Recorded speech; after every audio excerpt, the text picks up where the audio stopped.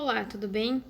Meu nome é Melanie Santos e hoje eu vou apresentar um trabalho da disciplina Corpos, Subjetividades e Docência, dirigida pela professora Raquel Pereira, vinculada à Universidade Federal do Rio Grande e ao Programa de Pós-Graduação em Educação e Ciências. Então, no trabalho eu vou apresentar algumas discussões que foram mais marcantes ao longo da disciplina e possíveis articulações dessas discussões com a pesquisa de doutorado. Então, o primeiro tema, que eu gostaria de destacar é a minha pesquisa de doutorado.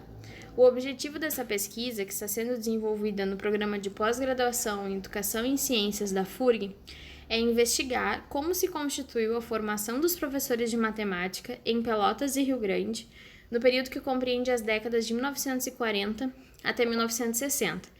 Eu utilizo esse período porque em 1942 é quando surge a primeira faculdade de formação de professores de matemática na URGS em Porto Alegre. E depois somente é criada na década de 1960 nas cidades de Pelotas e Rio Grande. Então, meu objetivo é analisar nesse período como os professores constituíam, como eles se formaram enquanto professores de matemática, num período que não tinha na sua cidade uma formação específica. Pensando então num tema da disciplina, eu trago o poder disciplinar. O poder disciplinar, então, ele opera na nossa sociedade, dentro das escolas, prisões, grupos religiosos, família, dentre outros. O objetivo do poder disciplinar é tornar o sujeito mais dócil e útil, mais produtivo e tendo disciplina, treinando as pessoas para que possam ser obedientes e produtivas, de acordo com determinados princípios e regras. Relacionando, então, o poder disciplinar com a minha pesquisa de doutorado, a gente observa que a escola é um poder disciplinar, que molda os alunos de acordo com o modelo, no meu caso, estudar o período de 1940 até 1960, para que, por intermédio da disciplina, torne tanto alunos quanto professores obedientes, produtivos e cidadãos dóceis.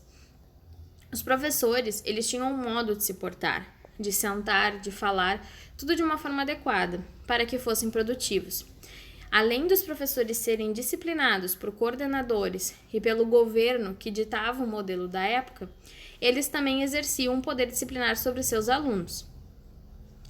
Então, a minha pesquisa, ela vai analisar esses processos formativos dos professores de matemática no período da década de 40 até a década de 60 em Pelotas e Rio Grande. Então, eu vou me utilizar tanto de documentos, quanto de entrevistas, quanto de legislações.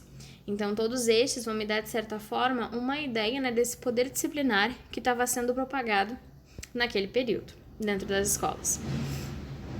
Outro tema que eu trago é o biopoder.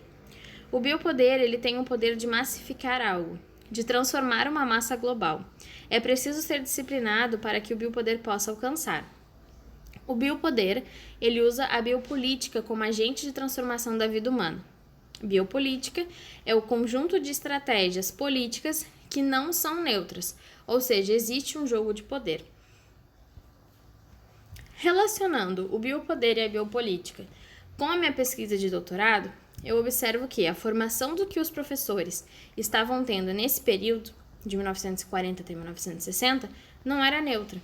Eles foram formados de acordo com objetivos políticos, para que pudessem produzir alunos mais produtivos e úteis para a sociedade da época. E assim sucessivamente. Então, a formação tanto dos professores quanto dos alunos, ela vai sendo mudada ao longo dos anos, de acordo com opiniões políticas, no objetivo de difundir ideais para a massa global. Ou seja, tem um padrão, uma norma ajustando os professores de acordo com o modelo. Por isso que eu destaco que é tão importante, além de eu utilizar a história documental e a história oral, que são as entrevistas, fazer uma análise também das legislações da época, que dão um panorama dos ideais e das normas que estavam sendo circuladas naquele determinado período. Essas, então, foram as relações que eu obtive entre temas discutidos durante a disciplina e a minha pesquisa de doutorado. Muito obrigada!